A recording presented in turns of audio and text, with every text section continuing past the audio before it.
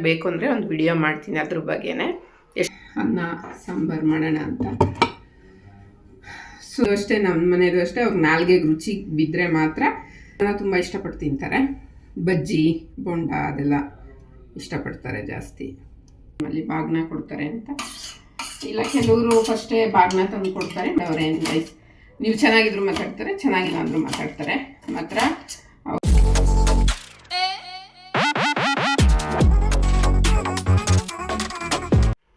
Hi guys, ಇವತ್ತು ನಾನು ಸಂಜೆಯಿಂದ ವಿಡಿಯೋ ಸ್ಟಾರ್ಟ್ ಮಾಡ್ತಾ ಇದ್ದೀನಿ.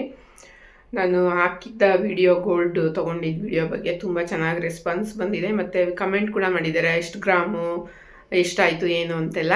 ಸೊ ಅದರಲ್ಲಿ ನಾನು ತಿಳಿಸಿದ್ದೀನಿ ಎಷ್ಟು ಏನು ಅಂತ. ಇನ್ನೂ ಡೀಟೇಲಾಗಿ ಬೇಕು ಅಂದರೆ ಒಂದು ವಿಡಿಯೋ ಮಾಡ್ತೀನಿ ಅದ್ರ ಬಗ್ಗೆನೇ, ಎಷ್ಟು ಗ್ರಾಮ್ ಇದೆ ಏನು, ಮತ್ತು ಅದ್ರ ಡಿಸೈನ್ ಎಲ್ಲ ನೀಟಾಗಿ ಬೇಕಾದರೆ ತೋರಿಸ್ತೀನಿ.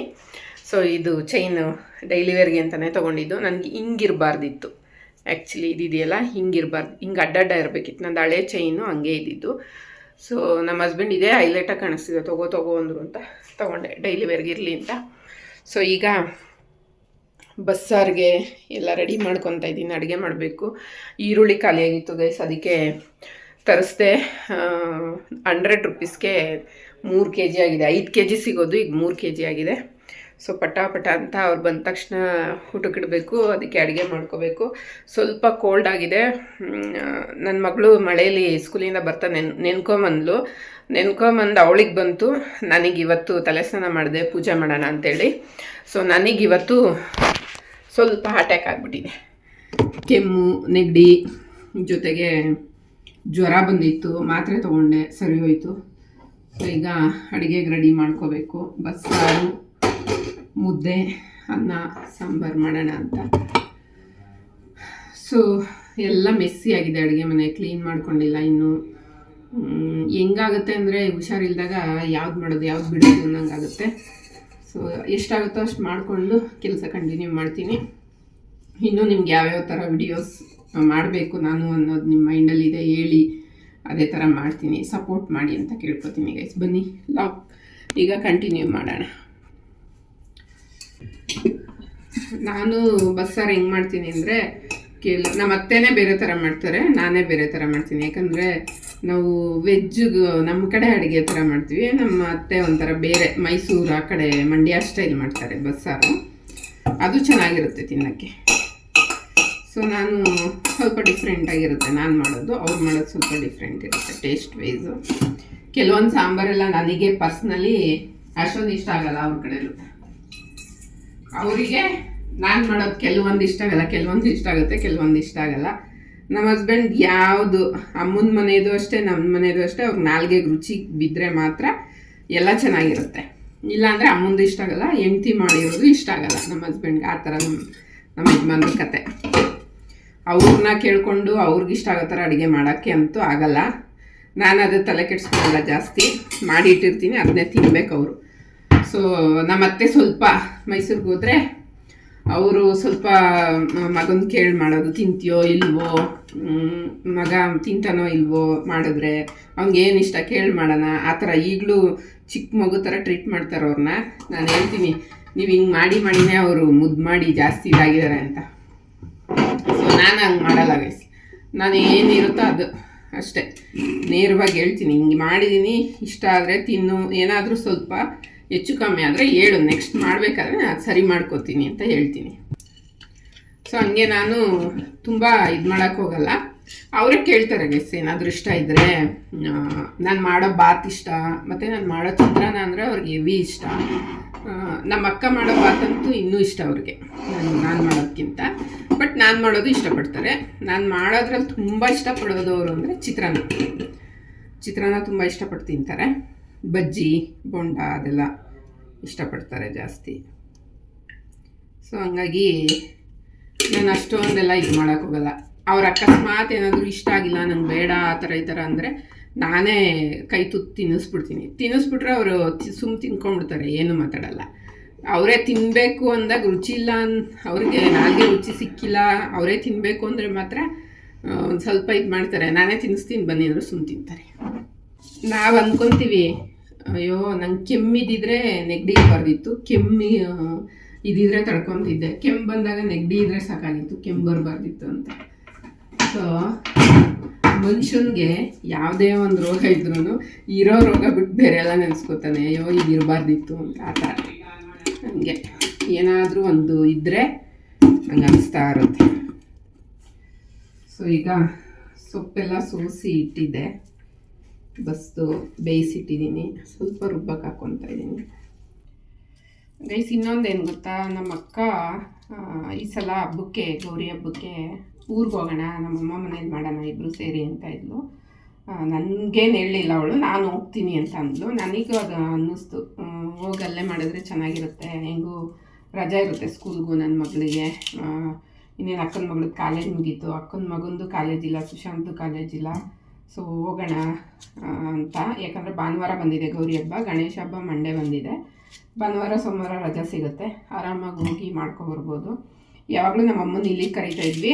ಅವರು ಬೆಂಗಳೂರಲ್ಲಿ ಇರೋವರೆಗೂ ನಾನು ನಮ್ಮ ಚಿಕ್ಕಕ್ಕ ಒಟ್ಟಿಗೆ ನಮ್ಮಮ್ಮ ಮನೆಯಲ್ಲೇ ಮಾಡ್ತಾಯಿದ್ದಿದ್ದು. ಗೌರಿ ಹಬ್ಬ ಮಾತ್ರ ನಾವು ಯಾವಾಗೂ ಅಮ್ಮನ ಮನೆಗೆ ಹೋಗಿ ಮಾಡ್ತಿದ್ವಿ ಇಬ್ಬರು ಸೇರಿ. ನಮ್ಮಮ್ಮ ಅಡುಗೆ ಮಾಡೋರು, ನಾವು ದೇವ್ರು ಕೂರಿಸೋದು ಇಲ್ಲ ಹೆಚ್ಕೊಡೋದು, ನಮ್ಮ ಅಕ್ಕ ಹೆಚ್ಕೊಡೋದೆಲ್ಲ ಮಾಡೋಳು, ನಾನು ದೇವ್ರು ಕೂರಿಸೋದೆಲ್ಲ ನಾನು ಮಾಡ್ತಿದ್ದೆ. ಸೊ ಆ ಥರ ಮಾಡ್ತಾಯಿದ್ವಿ. ಯಾಕಂದರೆ ತವ್ರ ಮನೇಲಿ ಗೌರಿ ಹಬ್ಬ ಮಾಡಬೇಕು ಅಂತ ನಮ್ಮ ಕಡೆ ಅದು ಚೆನ್ನಾಗಿರುತ್ತೆ. ಜಾಸ್ತಿ ತವ್ರ ಮನೆಗೆ ಹೋಗ್ತಾರೆ ಗೌರಿ ಹಬ್ಬಗಳ ಟೈಮಲ್ಲಿ, ಬಾಗ್ನ ಕೊಡ್ತಾರೆ ಅಂತ. ಇಲ್ಲ ಕೆಲವರು ಫಸ್ಟೇ ಬಾಗ್ನ ತಂದು ಕೊಡ್ತಾರೆ, ಮನೇಲಿ ಗಂಡನ ಮನೇಲಿ ಮಾಡೋರು ಮಾಡ್ಬೋದು. ಬಟ್ ನಮ್ಮ ಮನೇಲಿ ನಮ್ಮ ಅಪ್ಪ ಅಮ್ಮ ಇಬ್ಬರೇ, ಗಂಡು ಮಕ್ಕಳು ಇಲ್ಲ, ನಾವೇ ಹೆಣ್ಮಕ್ಳು. ಸೊ ಹಂಗಾಗಿ ನಾವು ಹೋಗೋಣ ಈ ಸಲ ಅಲ್ಲೇ ಹೋಗಿ ಮಾಡೋಣ ಅಂತ ಅಂತಿದ್ಲು ಅವಳು. ಮಾಡೋಣ ಅಂದ್ಕೊಂಡಿದ್ದೀನಿ ನಾನು, ಹೋಗೋಣ ಅಂದ್ಕೊಂಡಿದ್ದೀನಿ ಅಂದ್ಲು. ನಾನು ಈ ಸಲ ಹೋಗಬೇಕು. ಇಲ್ಲಿರೋರ್ಗು ಅದೇ ಹೇಳಿದ್ನಲ್ಲ, ಬೆಂಗಳೂರಲ್ಲಿ ಇರೋವರೆಗೂ ನಮ್ಮಮ್ಮ ಮನೆಗೆ ಹೋಗಿ ನಾವು ಮಾಡ್ತಾಯಿದ್ವಿ. ಈ ಸಲ ಹೋಗೋಣ ಅಂತ ನಾನು ಡಿಸೈಡ್ ಮಾಡಿದ್ದೀನಿ. ಅವಳು ಹೋದರೆ ಅವಳ ಜೊತೆಗೆ ನಾನು ಹೋಗ್ಬಿಟ್ಟು ಊರಲ್ಲೇ ಮಾಡ್ಕೊಬರೋಣ ಹಬ್ಬನ. ಚೆನ್ನಾಗಿರುತ್ತೆ ಎಲ್ಲರೂ ಒಟ್ಟಿಗೆ ಹಬ್ಬ ಸೇರಿ. ನಮ್ಮ ಅಮ್ಮಂಗೆ ಅದೊಂದು ಕೊರಗು, ಅಳೋ ಥರ ಮುಖ ಮಾಡ್ಕೋತಾರೆ, ನೀವು ಬರಲ್ಲ ಇರಲ್ಲ ಜಾಸ್ತಿ ದಿವಸ, ಹಿಂಗೆ ಬಂದು ಹಿಂಗೆ ಹೋಗ್ತೀರಾ ಅಂತ ಬೇಜಾರು ಮಾಡ್ಕೋತಾರೆ. ನಾವೆಲ್ಲ ಸೇರಿ ಮಾಡಿ ಬರ್ಬೋದು ಹೋದರೆ. ನೋಡೋಣ ಆ ಟೈಮ್ಗೆ ಏನು ಅಡ್ಡ ಬರ್ದಿರ ದೇವರು ಹೋಗೋ ಥರ ದಾರಿ ಮಾಡಿಕೊಡ್ಲಿ ಅಂತ ಮನಸ್ಸಲ್ಲಿ ಅಂದ್ಕೋತಾ ಇದ್ದೀನಿ. ಏನಾಗುತ್ತೆ ನೋಡುವ. ಯಾಕಂದರೆ ಇವತ್ತು ನಾವೇನೋ ಡಿಸೈಡ್ ಮಾಡ್ಕೊಂಡಿರ್ತೀವಿ, ನಾಳೆ ಏನಾಗುತ್ತೆ ಅಂತಲೇ ನಮಗೆ ಗೊತ್ತಿರಲ್ಲ ಗೈಸ್. ದೇವರು ಏನೇನು ಬರ್ದಿರ್ತಾನೋ ಅದೇ ಆಗೋದು, ನಾವು ಅಂದ್ಕೊಂಡಂಗೆ ಏನೂ ಆಗೋಲ್ಲ. ಬಟ್ ಒಳ್ಳೇದಾಗಲಿ ಅಂತ ಅಂದ್ಕೊಳೋದು ನಮ್ಮ ಜವಾಬ್ದಾರಿ. ಸೊ ಹಂಗಾಗಿ ನೋಡುವ ಏನಾಗುತ್ತೆ. ಮತ್ತು ನಮ್ಮ ಹಸ್ಬೆಂಡು ಜರ್ನಿ ಬಗ್ಗೆ ಒಂದು ವಿಡಿಯೋ ಮಾಡಬೇಕು ಅಂದ್ಕೊಂಡಿದ್ದೀನಿ. ಅವರು ಈ ಸ್ಥಾನಕ್ಕೆ ಬರೋಕ್ಕೆ ಎಷ್ಟು ಕಷ್ಟಪಟ್ಟಿದ್ದಾರೆ ಏನು ಅದ್ರ ಬಗ್ಗೆ ಎಲ್ಲ ಅವ್ರನ್ನೂ ಕೂರಿಸ್ಕೊಂಡು ಒಂದು ವಿಡಿಯೋ ಮಾಡೋಣ ಅಂತ. ಅವ್ರು ಫ್ರೀನೇ ಸಿಗ್ತಾಯಿಲ್ಲ ಗೈಸ್. ಪ್ರಮೋಷನ್ ಆದಾಗಿಂದ ಅವ್ರಿಗೆ 4 ಬ್ರ್ಯಾಂಚ್ ಕಡೆನೂ ನೋಡಬೇಕು, ಅಲ್ಲಿ ಹೋಗ್ತಾರೆ ಈ ಕಡೆ ಬರ್ತಾರೆ. ನನಗೆ ಫ್ರೀ ಸಿಗ್ತಿಲ್ಲ ಅವರು, ನನ್ನ ಕೈಗೆ ಸಿಗೋದೇ ಅಪರೂಪ ಆಗೋಗಿದೆ. ಭಾನುವಾರ ಒಂದಿನ ಸಿಗ್ತಾರೆ, ಅವತ್ತು ಏನಾದರೂ ಒಂದು ಕೆಲಸ ಇರುತ್ತೆ. ಸೊ ವೀಕ್ ಡೇಸ್ ಅಂತೂ ಮನೆಗೆ ಬರೋದೇ ಲೇಟ್ ಆಗಿದೆ ಪ್ರಮೋಷನ್ ಆಗೋವರೆಗೂ. ಕೆಲಸ ಹಾರ್ಡ್ ವರ್ಕ್ ಮಾಡ್ತಾಯಿದ್ದಾರೆ. ಆ ಹಾರ್ಡ್ ವರ್ಕಲ್ಲೂ ಕೆಲವ್ರದ್ದು ಒಂಥರ ಕುಂಕುಮಾತ್ಗಳು ಗೊತ್ತಿಲ್ಲ, ಅದು ಯಾಕೆ ಹಂಗೆ ಹೊಟ್ಟೆವರಿಗೆ ಹೆಂಗೆ ಕುಂಕುಮ ಮಾತಾಡ್ತಾರೋ ಏನು ಅಂತ ಭಗವಂತ ನೋಡ್ತಿದ್ದಾನೆ. ಅವ್ರ ಹಾರ್ಡ್ ವರ್ಕು ದೇವ್ರಿಗೆ ಗೊತ್ತು. ಅದಕ್ಕೇನು ಪ್ರತಿಫಲ ಕೊಡಬೇಕೋ ಕೊಟ್ಟಿದ್ದಾನೆ ಅಷ್ಟೇ. ಮಾತಾಡೋರೇನು ಗೈಸ್, ನೀವು ಚೆನ್ನಾಗಿದ್ರು ಮಾತಾಡ್ತಾರೆ, ಚೆನ್ನಾಗಿಲ್ಲ ಅಂದರೂ ಮಾತಾಡ್ತಾರೆ. ಮಾತ್ರ ಅವರು ಕೆಲಸದಲ್ಲಿ ಕೊಡೋ ಒಂದು ರೆಸ್ಪೆಕ್ಟ್ ಇದೆಯಲ್ಲ, ಅದು ತುಂಬ ಅದೇ ಕಾರಣ ಅವರು ಇಷ್ಟೇ ಬೆಳೆಯೋಕ್ಕೆ. ಹೋದರೆ ಮನೆಯಿಂದ ಆಚೆ ನನ್ನೂ ಕೂಡ ವಿಚಾರಿಸ್ಕೊಳಲ್ಲ, ಅವರು ಒಂದು ಫೋನ್ ಕೂಡ ಮಾಡಲ್ಲ, ನಾನು ಮಾಡೋಕ್ಕೆ ಹೋಗಲ್ಲ ಗೈಸ್. ನನಗೂ ಅದೇನೋ ಜಾಸ್ತಿ ಫೋನಲ್ಲಿ ಮಾತಾಡೋದು, ಚಾಟ್ ಮಾಡೋದು ಅವೆಲ್ಲ ಏನು ನನಗೂ ಇಷ್ಟ ಆಗಲ್ಲ. ಅವರು ಬ್ಯುಸಿ ಇರ್ತಾರೆ, ಅವ್ರ ಪಾಡಿಗೆ ಅವ್ರನ್ನ ಬಿಟ್ಬಿಡ್ತೀನಿ. ಅವ್ರದ್ದು ಟೈಮಿಂಗ್ಸು ಈಗ ನೋಡಿ, ಈಗ 8 ಗಂಟೆ ಆಗಿದೆ. ಮೊದಲು ಒಂದೇ ಬ್ರಾಂಚ್ ಮ್ಯಾನೇಜರ್ ಆದಾಗ ಅದ್ರದ್ದು ಜರ್ನಿನೇ ಅವ್ರಿಗೆ 1 ಅವರ್ ಹಿಡಿಯೋದು. ಅಲ್ಲಿ 8 ಗಂಟೆಗೆ ಬಿಟ್ಟರು ಮನೆಗೆ ಬರೋದು 9 ಗಂಟೆ ಆಗೋದು. ಇಲ್ಲಿ ಮನೆ ಹತ್ರ ಹಾಕಿದಾಗ 3 ತಿಂಗಳೇನೋ ಮನೆ ಹತ್ರನೇ ಹೋಗಿದ್ದಾರೆ. ಆ ಟೈಮಲ್ಲಿ ಯಾವಾಗ ಪಂಚ್ ಮಾಡಿ 10 ನಿಮಿಷಕ್ಕೆ ಮನೆಗೆ ಬರೋರು. ಈಗ ಹೆಂಗಾಗಿದೆ ಅಂದರೆ ಪ್ರಮೋಷನ್ ಆದಾಗಿಂದನೂ ತುಂಬಾ ಕಷ್ಟ ಆಗಿದೆ ಅವರಿಗೆ ಬೇಗ ಮನೆಗೆ ಬರೋಕ್ಕೆ. ಎಲ್ಲೋ ಅಪರೂಪಕ್ಕೆ ಒಂದಿನಕ್ಕೆ ಮನೆಗೆ ಬಂದಿರ್ತಾರೆ ಗೈಸ್. ಅವ್ರ ಜೊತೆಲಿ ಕೆಲಸ ಮಾಡೋ ಮ್ಯಾನೇಜರ್ಸ್ ಯಾರಾದರೂ ಇದ್ದಾಗ ಕಾಲ್ ಮಾಡ್ತಾರಾ, ಅದೇ ಟೈಮಿಂಗ್ ಮಾಡಿರ್ತಾರೆ. ಅವ್ರು ಬೇಗ ಬಂದಿದ್ದ ದಿನವೇ ಮಾಡಿರ್ತಾರೆ, ನಾನು ಅಬ್ಸರ್ವ್ ಮಾಡಿದ್ದೀನಿ. ಇವ್ರು ಎಲ್ಲಿದೆಯೋ ಮನೇಲಿದ್ದೀನಿ ಅಂತ, ನೀನೇ ಪುರುಷ ಬಿಡಪ್ಪ ಕರೆಕ್ಟಾಗಿ ಬೇಗ ಹೋಗಿದ್ಯಾ ಅಂತಾರೆ. ಆದರೆ ಹಿಂದಿನ ದಿವಸ ಎಲ್ಲ ಲೇಟಾಗಿ ಬಂದಿರೋದು ಅವರೆಲ್ಲ ನೋಡೇ ಇರೋಲ್ಲ, ತಮಾಷೆಗೆ ರೇಗಿಸ್ತಾ ಇರ್ತಾರೆ ಅಷ್ಟೇ. ಬಟ್ ಏನು ಮಾಡೋಕ್ಕಾಗಲ್ಲ, ಹೆಂಡತಿ ಮಕ್ಕಳನ್ನ ಚೆನ್ನಾಗಿ ನೋಡ್ಕೋಬೇಕಂದ್ರೆ ಅವ್ರು ಹಾರ್ಡ್ ವರ್ಕ್ ಮಾಡಬೇಕು. ಅವರ ಹಾರ್ಡ್ ವರ್ಕ್ಗೆ ಹೆಂಡತಿ ಆದವಳು ಅಷ್ಟೇ ಸಪೋರ್ಟಿವ್ ಆಗಿರಬೇಕು. ಅವ್ರು ಬಂದ ತಕ್ಷಣ ಕಿರಿಕಿರಿ ಮಾಡೋಕ್ಕೆ ಹೋಗ್ಬಾರ್ದು. ಏನೇ ಇರಲಿ, ನಮ್ಮ ಪ್ರಾಬ್ಲಮ್ 1000 ಇರಲಿ, ಅದಕ್ಕೆ ಅಂತ ಒಂದು ಟೈಮಿಂಗ್ಸ್ ಮಾಡ್ಕೊಂಡು ಮಾತಾಡ್ಬಿಡ್ಬೇಕು. ಕೆಲಸದಿಂದ ಬರೋದನ್ನೇ ಕಾಯ್ಕೊಂಡು ಜಗಳ ಮಾಡೋದು, ಬಂದ ತಕ್ಷಣ ಕಿರಿಕಿರಿ ಮಾಡೋದು ಮಾಡಿದ್ರೆ ಆ ಮನೇಲಿ ಲಕ್ಷ್ಮಿ ಇರಲ್ಲ ಗೈಸ್. ಇದಂತೂ ನಾನು ಹೇಳ್ತೀನಿ. ಇರುತ್ತೆ ಪ್ರಾಬ್ಲಮ್ಸ್, ಇರಲ್ಲ ಅಂತಲ್ಲ, ನಾವು ಕಿತ್ತಾಡಲ್ಲ ಅಂತೇನಿಲ್ಲ. ಆದರೆ ನಾನು ಅದಕ್ಕೆ ಅಂತ ಒಂದು ಟೈಮಿಂಗ್ಸ್ ಮತ್ತು ಕೂಗಾಡೋದು ನಂಗೆ ಇಷ್ಟ ಆಗಲ್ಲ. ಏನೇ ಇದ್ರೂ ಈ ಥರ ನಾನು ಈಗ ಹೆಂಗೆ ವ್ಲಾಗ್ ಮಾಡ್ತಾಯಿದ್ದೆ ಹಂಗೆ ಮಾತಾಡ್ಬೇಕು ನನ್ನ ಹತ್ರ. ಅವರು ಕಿರ್ಚಾಡಿದ್ರೆ ನಾನು ಅವ್ರ ಮುಂದೆನೇ ಇರಲ್ಲ ಗೈಸ್. ಅವ್ರೇನಾದ್ರು ಜೋರಾಗಿ ಮಾತಾಡಿದ್ರೆ ನಾನು ಪಕ್ಕದ ಇನ್ನೊಂದು ರೂಮ್ಗೆ ಹೋಗ್ಬಿಟ್ಟು ಡೋರ್ ಹಾಕೊಂಡ್ಬಿಡ್ತೀನಿ. ಫೋನ್ ನೋಡ್ತಾ ಸುಮ್ಮನೆ ಕೂತಿರ್ತೀನಿ, ಇಲ್ಲ ಫೋನಲ್ಲಿ ಗೇಮ್ ಮಾಡ್ತೀನಿ, ಸುಮ್ಮನೆ ಬೇರೆ ಕಡೆ ಮೈಂಡ್ ಡೈವರ್ಟ್ ಮಾಡ್ತೀನಿ. ಈಗ ಅವ್ರೇನೋ ಅಂದ್ರೊಂದು ಕೋಪ್ತಲ್ಲಿ ನಾನೊಂದು ಅನ್ನೋದು, ಮತ್ತು ಅವ್ರು ಅದಕ್ಕೆ ಇನ್ನೊಂದು ಅನ್ನೋದು, ಅದೇನಾಗುತ್ತೆ ಅಂದರೆ ಸಂಸಾರ ಎಡ್ಬೋದು ಫಸ್ಟ್ನೇ ಮೆಟ್ಲೆ ಅಲ್ಲಿ. ಸೊ ಹಂಗಾಗಿ ಆ ಥರ ಮಾಡಬಾರ್ದು. ಮತ್ತು ಇನ್ನೊಂದು ಜಗಳ ಆಡಿದ ತಕ್ಷಣ ತವ್ರ ಮನೆಗೆ ಹೋಗಬೇಕು ಅಂತ ಹೋಗ್ಬಿಡ್ತಾರೆ. ಅದಂತೂ ದೊಡ್ಡ ತಪ್ಪು ಗೈಸ್, ಮಾಡೋಕ್ಕೆ ಹೋಗ್ಬಾರ್ದು. ಅದು ಹೆಂಗಾಗುತ್ತೆ ಅಂದರೆ ನೀವೇ ದಾರಿ ಮಾಡಿಕೊಟ್ಟಂಗೆ ಆಗುತ್ತೆ ಗಂಡಸರಿಗೆ. ಸೊ ಅದು ಮಾತ್ರ ಯಾರೂ ಮಾಡಬೇಡಿ. ಎಷ್ಟೇ ಜಗಳ ಇರಲಿ, ಎಷ್ಟೇ ಕಷ್ಟ ಇರಲಿ, ಜೊತೆಲೇ ಇದು ಫೇಸ್ ಮಾಡಿ. ಎಷ್ಟೇ ಬೈಲಿ ಏನೇ ಆಗಲಿ, ಇವತ್ತು ಬೈಬೋದು, ನೀವು ಬೈತೀರ, ನಾಳೆ ದಿವಸ ಒಂದಾಗ್ತೀರ ತಾನೆ. ಗಂಡ ಹೆಂಡತಿ ಜಗಳಕ್ಕೆ 3ನೇವ್ರು ಬರಲೂಬಾರ್ದು. 3ನೇವ್ರು ಬಂದರೆ ಅಷ್ಟೇ ಮುಗಿತನ ಕತೆ. ಈಗ 4 ಗೋಡೆ ಮಧ್ಯೆ ನಮ್ಮ ನಡುವೆ ಏನೇನು ನಡೆದಿರುತ್ತೆ ಅನ್ನೋದು ನನಗೆ ನನ್ನ ಗಂಡಂಗೆ ಗೊತ್ತಿರುತ್ತೆ, ಭಗವಂತಂಗೆ ಗೊತ್ತಿರುತ್ತೆ. ಬೇರೆಯವ್ರಿಗೆ ಗೊತ್ತಿರಲ್ಲ ತಾನೆ. ಬೇರೆಯವ್ರನ್ನ ಕರ್ಕೊಂಡ್ಬಂದು ನಾನೇನು ಹೇಳ್ತೀನೋ ಅದನ್ನೂ ಅವ್ರು ನಂಬಬೇಕು, ನನ್ನ ಗಂಡ ಏನು ಹೇಳ್ತಾನೋ ಅದನ್ನೂ ಅವ್ರು ನಂಬಬೇಕು. ಅದಕ್ಕೆ ಯಾರು ಗಂಡ ಹೆಂಡತಿ ವಿಷಯಕ್ಕೆ ಹೋಗ್ಬಾರ್ದು, ಅವರೇ ಸರಿ ಹೋಗ್ತಾರೆ. ಮತ್ತು ಗಂಡ ಹೆಂಡ್ತಿನೂ ಅಷ್ಟೇ, 3ನೇವ್ರನ್ನ ಕರ್ಕೊಂಬಂದು ಅವರಿಗೆ ರಾಜಿ ಪಂಚಾಯಿತಿ ಮಾಡೋಕ್ಕೆ ಬಿಟ್ಟರು ಅಂದರೆ ಅಲ್ಲಿಗೆ 2ನೇ ಮೆಟ್ಲು ಮಟಾಶ್ ಅಂದ್ಕೊಳ್ಳಿ. ಸೊ ಆ ಥರ ಎಲ್ಲ ಮಾಡಬಾರ್ದು. ನಮ್ಮ ಹಸ್ಬೆಂಡ್ಗೆ ತುಂಬ ಕೋಪ ಇತ್ತು ಫಸ್ಟು ನನ್ನ ಮದುವೆ ಆಗೋಷ್ಟರಲ್ಲಿ. ನನಗೂ ಒಂಥರ ಹೆಂಗೆ ಅದು ಹೇಳೋಕ್ಕೆ ಆಗಲ್ಲ ಬಿಡಿ, ಸಿಚುವೇಶನ್ನು ಬೇಡವೇ ಬೇಡ ಅನ್ನೋ ಮಟ್ಟಕ್ಕಿತ್ತು ನನ್ನ ಮೈಂಡ್ಸೆಟ್ಟು. ಬೇಡ, ಒಂಟಿಯಾಗಿದ್ಬಿಡೋಣ ಅನ್ನೋ ಮಟ್ಟಕ್ಕೆ ಹೋಗಿತ್ತು. ಅದೇನೋ ಒಂದು ಟೈಮು ನಾನು ಒಂದು ದೇವ್ರಿಗೆ ಎಕ್ಸ್ಟ್ರಾ ಇಟ್ಟಿದ್ದೆ ಅನಿಸುತ್ತೆ, ಆ ವೀರಭದ್ರ ಸ್ವಾಮಿಗೂ ರಾಘವೇಂದ್ರ ಸ್ವಾಮಿಗೂ. ಯಾಕಂದರೆ ನನ್ನ ಪ್ರೀತಿಯ ನೆಚ್ಚಿನ ಮನೆ ದೇವರು ವೀರಭದ್ರ ಸ್ವಾಮಿ. ಹಂಗೆ ಅದ್ರ ಜೊತೆಗೆ ಆರಾಧಿಸ್ಕೊಂಬಂದಿದ್ದೀನಿ ನಾನು. ನನಗೆ ಬುದ್ಧಿ ಬಂದಾಗಿಂದನೂ ರಾಘವೇಂದ್ರ ಸ್ವಾಮಿನ ಆರಾಧನೆ ಮಾಡ್ಕೊಂಡಿದ್ದೀನಿ. ಸೊ ಅದು 2 ದೇವ್ರಿಗೂ ನಾನು ಒಂದು ಹೂವು ಎಕ್ಸ್ಟ್ರಾ ಇಟ್ಟಿರಬೇಕು. ಅದಕ್ಕೆ ಅವರ ಮೈಂಡ್ ಬದಲಾವಣೆ ಆಗಿ ಇವತ್ತು 4 ಜನ ನೋಡಿ ಕಲಿಬೇಕು ಅವ್ರನ್ನ, ಹೆಂಡ್ತಿನ ಹೆಂಗೆ ನೋಡ್ಕೋಬೇಕು ಅಂತ. ಆ ಮಟ್ಟಕ್ಕೆ ನನ್ನ ಮಹಾರಾಣಿ ಥರ ನೋಡ್ಕೊತವ್ರೆ. ಯಾರ ಕಣ್ಣು ದೃಷ್ಟಿ ಬೀಳದೇ ಇದ್ದರೆ ಸಾಕು. Thank god. ಅದೊಂದು ಮರ್ಯಾದೆ ಕೊಡಬೇಕು ಹೆಣ್ಮಕ್ಳಿಗೆ. ಗಂಡಸರಾದವರು ಅಷ್ಟೇ, ಹೆಣ್ಮಕ್ಳು ಅಷ್ಟೇ, ಗಂಡಂದಿರಿಗೆ ಮರ್ಯಾದೆ ಕೊಟ್ಟು ನಡೆಸ್ಕೋಬೇಕು. ಇಬ್ಬರಲ್ಲೂ ಅಂಡರ್ಸ್ಟ್ಯಾಂಡಿಂಗ್ ತುಂಬ ಮುಖ್ಯ ಗೈಸ್.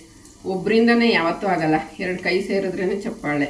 ಅದಕ್ಕೆ ಇನ್ನೊಂದು ಬೇರೆ ಹಿಂಗಂದರೆ ಸೌಂಡ್ ಬರುತ್ತೆ, ಹಿಂಗಂದರೆ ಸೌಂಡ್ ಬರುತ್ತೆ, ಅವೆಲ್ಲ ಆಗಲ್ಲ. ಗಂಡ ಹೆಂಡ್ತಿನ ಹೋಲಿಸ್ಬೇಕು ಅಂದರೆ ಗಂಡ ಬೇರೆ ಹೆಂಡ್ತಿ ಬೇರೆ ಅಂದರೆ 2 ಕೈಗೆ ಹೋಲಿಸ್ಬೇಕಾಗುತ್ತೆ. ಸೊ ಹಿಂಗೆ ಹೋಲ್ಸೋಕ್ಕಾಗಲ್ಲ, ಅದು ಒಂದೇ ಕೈಯಲ್ಲಿ ಮಾಡೋಕ್ಕಾಗೋದು. ಸೊ ಇಬ್ಬರು ಸಮವಾಗಿ ಒಬ್ರನ್ನೊಬ್ರು ಅರ್ಥ ಮಾಡ್ಕೊಂಡು ಹೋದರೆ ಚೆನ್ನಾಗಿರುತ್ತೆ. ನಮ್ಮಲ್ಲೂ ಇತ್ತು ಸ್ಟಾರ್ಟಿಂಗಲ್ಲಿ. ನಾನು ಒಂದು ಸ್ವಲ್ಪ ತುಂಬ ತಾಳ್ಮೆ ಜಾಸ್ತಿ. ನಮ್ಮ ಹಸ್ಬೆಂಡ್ಗೆ ಒಂದು ಸ್ವಲ್ಪ BP ಜಾಸ್ತಿ. ಒಂಥರ ಕೋಪದಲ್ಲಿ ಅವ್ರು ಏನು ಮಾತಾಡ್ತಾರೆ, ಏನಂತಾರೆ ಅವ್ರಿಗೆ ಜ್ಞಾನ ಇರ್ತಿರ್ಲಿಲ್ಲ ಸ್ಟಾರ್ಟಿಂಗಲ್ಲಿ. ಅದಕ್ಕೆ ತುಂಬಾ ಹತ್ತಿದ್ದೀನಿ ನಾನು. ಈಗ ಹಂಗೆಲ್ಲ ಮಾತಾಡಲ್ಲ, ಈಗ ತುಂಬ ಬದಲಾಗಿದ್ದಾರೆ. ಆ ಬದಲಾವಣೆ ಕಾರಣ ನಾನೇ. ಅದನ್ನ ಹೇಳೋಕ್ಕೇನು ಇದಿಲ್ಲ. ಅವ್ರನ್ನ ಬದಲಾಯಿಸೋಕ್ಕೆ ನಾನು ಅಷ್ಟು ಕಷ್ಟಪಟ್ಟಿದ್ದೀನಿ. ಇವತ್ತು ಬದಲಾಗಿದ್ದಾರೆ, ಚೆನ್ನಾಗಿದ್ದಾರೆ ಅಂದರೆ ಅದಕ್ಕೆ ಕಾರಣನೇ ನಾನು. ಅದು ಅವರು ಹೇಳ್ತಾರದನ್ನ. ಅದಕ್ಕೆ ಎಷ್ಟು ಕಷ್ಟಪಟ್ಟಿದ್ದೀನಿ ಅವ್ರನ್ನ ಬದಲಾವಣೆ ಮಾಡೋಕ್ಕೆ ಅಂತ ನನಗೆ ಗೊತ್ತು. ಮತ್ತು ಇನ್ನು ಒಂದೇನು ಅಂದರೆ ಕೆಲವ್ರು ಏನು ಅಂದ್ಕೊತಾರೆ, ಏನೋ ಈಗ ಸಂಬಂಧಿಕರಲ್ಲೇ ಆಗಲಿ, ಫ್ರೆಂಡ್ಶಿಪ್ಪಲ್ಲೇ ಆಗಲಿ, ಏನಾದರೂ ಒಂದು ನಾವೀಗ ಅವ್ರ ಜೊತೆ ಚೆನ್ನಾಗಿರ್ಬೇಕು ಅಂತಾಗಲಿ ಇನ್ನೊಂದಾಗಲಿ ಅದಕ್ಕೆ ಅಂತ ನಾನು ಅವ್ರಿಗೆ ಸ್ಪೇಸ್ ಕೊಡೋದು ಅಥವಾ ಅವ್ರ ಹತ್ರ ಚೆನ್ನಾಗಿ ಮಾತಾಡೋದಾಗಿರಲಿ ಅದೆಲ್ಲ ಮಾಡೋಕ್ಕೋಗಲ್ಲ. ಸಂಬಂಧನೇ ಆಗಲಿ, ಈಗ ಅಕ್ಕ ತಂಗಿನೇ ಆಗಲಿ, ಈಗ ನಮ್ಮ ಅಕ್ಕನ ಜೊತೆ ನಾನು ಚೆನ್ನಾಗಿದ್ದೀನಿ ಅಂದರೆ ಅವಳಿಂದ ಏನೋ ನಂಗೆ ಲಾಭ ಇದೆ ಅಂತಲ್ಲ, ನನಗೆ ಯಾರಿಂದನೂ ಲಾಭ ಇಲ್ಲ, ಯಾರಿಂದನೂ ನಮ್ಮ ಅಪ್ಪ ಅಮ್ಮಯಿಂದನೂ ಇಲ್ಲ, ನಮ್ಮ ಅತ್ತೆ ಮಾವನಿಂದನೂ ಇಲ್ಲ. ನಮ್ಮ ಅತ್ತೆ ಮಾವನ ಚೆನ್ನಾಗಿ ನೋಡ್ಕೊಂಡಿದ್ದ ತಕ್ಷಣ ಅಲ್ಲಿಂದ ಏನೋ ಲಾಭ ಬರುತ್ತೆ, ನಮ್ಮ ಅಪ್ಪ ಅಮ್ಮನ ನೋಡ್ಕೊಂಡಿದ್ದ ತಕ್ಷಣ ಅಲ್ಲಿಂದನೇ ಏನೋ ಲಾಭ ಬರುತ್ತೆ. ಯಾರಿಂದನೂ ಲಾಭ ಇಲ್ಲ ಗೈಸ್. ಎಲ್ಲ ನನ್ನ ದೂರ ಮಾಡಿಕೊಂಡ್ರೆ ನನಗೆ ಲಾಭ ಜಾಸ್ತಿ, ಯಾಕಂದರೆ ನನ್ನ ಗಂಡ ಬರೀ ನಾನು ನೋಡ್ತಾನೆ, ಯಾರನ್ನೂ ನೋಡೋಕ್ಕಾಗಲ್ಲ. ಅದರಿಂದ ಲಾಭ ನನಗೆ ಇದೆ ಜಾಸ್ತಿ. ನಾನು ಅವ್ರಿಗೆಲ್ಲ ಒಂದು ಇಲ್ಲಿ ಸ್ಥಾನ ಕೊಟ್ಟು ನೋಡ್ತಾ ಇದ್ದೀನಿ. ನನ್ನ ಮನೆಯವರು ಸಂಬಂಧ ಅಂದರೆ ಏನು, ಒಂಥರ ನನಗೆ ಸಂಬಂಧಕ್ಕೆ ಜಾಸ್ತಿ ಬೆಲೆ ಕೊಡ್ತೀನಿ. ಅಲ್ಲಿ ಹರ್ಟ್ ಆಗಿಬಿಟ್ರೆ ನಾನು ಮತ್ತೆ ಇಷ್ಟ ಆಗಲ್ಲ ಆ ಸಂಬಂಧನ ಮುಂದುವರ್ಸೋಕ್ಕೆ. ಕೆಲವ್ರು ಅಂದ್ಕೊಂಡಿರ್ತಾರೆ ಬಕೆಟ್ ಹಿಡಿತಾವಳೇನೋ ಉಳಿಸ್ಕೊಳಕ್ಕೆ ಹಂಗೆ ಹಿಂಗೆ ಅಂತ. ನಾನು ಬಕೆಟ್ ಹಿಡಿಯೋ ಅವಶ್ಯಕತೆನೇ ಇಲ್ಲ. ನನಗೆ ಬೇಡ ಅನಿಸ್ಬಿಟ್ಟು ನಾನು ನನ್ನ ಗಂಡ ನನ್ನ ಮನೆ ಅಂತ ಇದ್ದರೆ ಲಾಸ್ ನನಗೇನು ಇಲ್ಲ, ಇನ್ನೂ ಜಾಸ್ತಿನೇ ಲಾಭ ಆಗುತ್ತೆ. ಲಾಸ್ ಆಗೋದೇ ಅಂದ್ಕೊಂಡವ್ರಿಗೆ. ಅದು ತಿಳ್ಕೊಂಡು ಮಾತಾಡಿದ್ರೆ ಚೆನ್ನಾಗಿರುತ್ತೆ. ಕೆಲವ್ರು ಹಂಗೆ ಥಿಂಕ್ ಮಾಡ್ತಾರೆ, ಅದು ಯಾವ ಇದರಲ್ಲಿ ಮೈಂಡ್ಸೆಟ್ಟಲ್ಲಿ ಥಿಂಕ್ ಮಾಡ್ತಾರೋ ಗೊತ್ತಿಲ್ಲ ನನಗಂತೂ.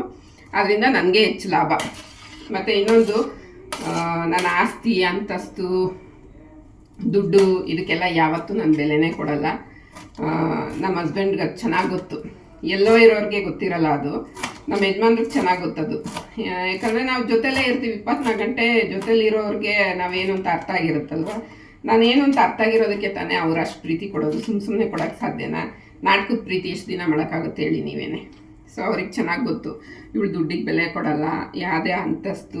ನಾನು ಈಗಲೂ ನಮ್ಮ ಹಸ್ಬೆಂಡು ನಮ್ಮ ಅತ್ತೆ ಮಾವ ಮೈಸೂರಲ್ಲಿ ಮನೆ ಕಟ್ಟಿರೋದನ್ನ ನನ್ನ ಮನೆ ಅಂತ ಅಂದ್ಕೊಳ್ತಾರೆ ಅವರು. ಈಗ ಮಗ ಅಂದ್ಕೊಳೋದು ತಪ್ಪಿಲ್ಲ, ಬಟ್ ನನ್ನ ಪ್ರಕಾರ ತಪ್ಪು, ಅವ್ರ ಪ್ರಕಾರ ತಪ್ಪಿಲ್ಲ. ಅದು ನನ್ನ ಪ್ರಕಾರ ಏನಕ್ಕೆ ತಪ್ಪು ಅಂದರೆ, ನಮ್ಮ ಅತ್ತೆ ಮಾವನು ಈಗ ನಾನು ಹೆಂಗೆ ಮದುವೆ ಆಗಿ ಒಂದು ಸಂಸಾರ ಅಂತ ಕಟ್ಕೊಂಡು ಮಕ್ಕಳನ್ನ ನೋಡಿಕೊಂಡು ಒಂದು ಜವಾಬ್ದಾರಿ ಅಂತ ಜೀವನ ಮಾಡ್ತಾಯಿದ್ದೀನಿ, ಅಲ್ಲಿಂದನೇ ನಮ್ಮ ಅತ್ತೆ ಮಾವನು ಬಂದಿರೋದು. ಅವರು ಕೆಲಸ ಮಾಡಿ ಒಂದೊಂದು ರೂಪಾಯಿನೂ ಕೂಡಿಟ್ಟು ಈಗ ಹೆಂಗೆ ನನ್ನ ಗಂಡ ನಾನು ಒಂದು ಸ್ವಂತ ಮನೆ ಮಾಡಬೇಕು, ಗೃಹಪ್ರವೇಶ ಮಾಡಬೇಕು, ಎಲ್ಲ ನೆಂಟ್ರಿಸ್ಟ್ ಕರಿಬೇಕು, ಆ ಥರ ಆಸೆ ನಾನು ಇಟ್ಕೊಂಡಿದ್ದೀನಿ. ಹಂಗೆ ನಮ್ಮ ಅತ್ತೆ ಮಾವನು ಆಸೆ ಪಟ್ಟು ಅವತ್ತಿಂದನೂ ಒಂದೊಂದು ರೂಪಾಯಿನೂ ಕೂಡಿಟ್ಟು ಇದುವರೆಗೂ ನನಗೆ ಗೊತ್ತಿರೋಂಗೆ ಅವರೆಲ್ಲೂ ಒಂದು ಟ್ರಿಪ್ ಅಂತ ಆಗಲಿ ಎಂಜಾಯ್ ಮಾಡಿಲ್ಲ. ಅವರು ಮಕ್ಕಳನ್ನಿಬ್ರು ಚೆನ್ನಾಗಿ ಓದಿಸಿದ್ದಾರೆ. ಅದನ್ನು ಮಕ್ಕಳಿಬ್ರು ಮರಿಬಾರ್ದು. ಇಬ್ಬರೂ ಚೆನ್ನಾಗಿ ಓದಿಸಿದ್ದಾರೆ. ಹೆಣ್ಮಗಳೊಬ್ಳು, ಇವ್ರು ನಮ್ಮ ಹಸ್ಬೆಂಡ್ ಒಬ್ಬರು ಮಗ, ಅವ್ರಿಗೊಬ್ರು ತಂಗಿ ಇದ್ದಾರೆ.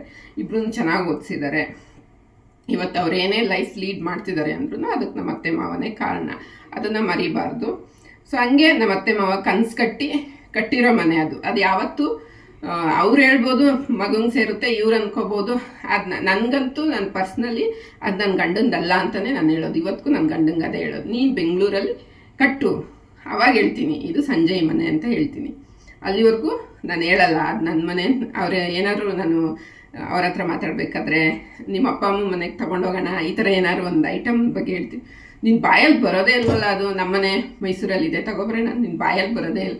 ಅದು ಬರಲ್ಲ ಗೈಸ್ ನನಗೆ. ಅದು ಯಾವಾಗ ಬರುತ್ತೆ ಅಂದರೆ ನನ್ನ ಗಂಡ ಕಷ್ಟಪಟ್ಟು ದುಡಿಬೇಕು. ಓದಿಸಿದ್ದಾರೆ ಅವ್ರ ಮನೆಯಲ್ಲಿ, ದುಡಿಯೋ ಕೆಪಾಸಿಟಿ ಇದೆ ನನ್ನ ಗಂಡಂಗೆ, ನಂಬಿಕೆನೂ ಇದೆ ನನಗೆ. ಸೊ ಅವರು ಒಂದು ಮನೆ ಅಂತ ಮಾಡ್ಕೋಬೇಕಿಲ್ಲಿ. ನನಗೆ ಈ ಫ್ಲ್ಯಾಟು ಗೀಟೆಲ್ಲ ಇದು ಅಷ್ಟು ಇಷ್ಟ ಆಗಲ್ಲ. ನನಗೆ ಸೈಟ್ ತೊಗೊಂಡು ಕಟ್ಟಬೇಕು ಅಂತಲೇ ತುಂಬ ಆಸೆ. ನೋಡೋಣ ಸೈಟ್ ತೊಗೊಂಡು ಮನೆ ಯಾವಾಗ ಕಟ್ತೀವಿ ಅಂತ.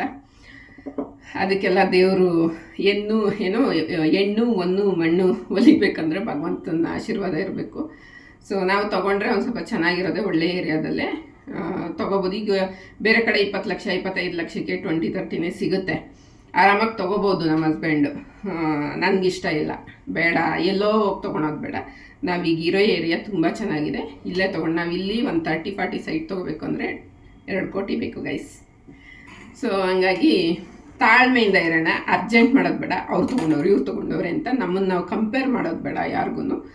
ಸೊ ನಾವೇನು ಅಂತ ನಮಗೆ ಗೊತ್ತಲ್ವಾ. ಇವತ್ತೆಲ್ಲ ನಮ್ಮ ಸುತ್ತ ಮಾತಾಡ್ತಾ ಇರೋರು ಅವತ್ತು ಆನ್ಸರ್ ಸಿಗುತ್ತೆ. ಆ ದಿನಕ್ಕೆ ಕಾಯ್ತಾ ಇದ್ದೀನಿ. ಸೊ ಆ ದಿನ ಆದಷ್ಟು ಬೇಗ ಬರಲಿ. ಆ ರಾಯರ ಕೃಪೆ, ನಾನು ನಂಬಿರೋ ವೀರಭದ್ರ ಸ್ವಾಮಿ ಆಶೀರ್ವಾದ ಯಾವಾಗೂ ಇರುತ್ತೆ ಅಂತ ಅಂದ್ಕೊಂಡಿದ್ದೀನಿ. ನೋಡೋಣ ಏನಾಗುತ್ತೆ ಅಂತ. ಸೊ ನಿಮ್ಮ ಹತ್ರ ಮಾತಾಡಿಕೊಂಡು ಅಡುಗೆನೇ ಮುಗಿಸ್ಬಿಟ್ಟೆ, ಮುಗೀತು. ಅಷ್ಟೇ ಗೈಸ್. ಈಗ ಹಸ್ಬೆಂಡ್ ಬರ್ತಾರೆ, ಬಂದಮೇಲೆ ರೈಸ್ ಕೊಂದಿಟ್ಬಿಟ್ಟು ಮುದ್ದೆ ಮಾಡಿಕೊಂಡ್ರೆ ಆಯಿತು. ಅದೇನು ಕುಕ್ಕರಲ್ಲಿ 5 ನಿಮಿಷ ಕೂಗುತ್ತೆ.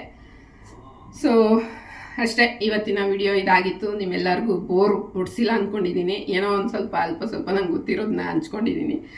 ಸೊ ನಿಮ್ಮೆಲ್ಲರಿಗೂ ಇಷ್ಟ ಆಗಿದ್ರೆ ಲೈಕ್, ಶೇರ್, ಕಮೆಂಟ್ ಹಾಗೆ ಸಬ್ಸ್ಕ್ರೈಬ್ ಮಾಡಿ.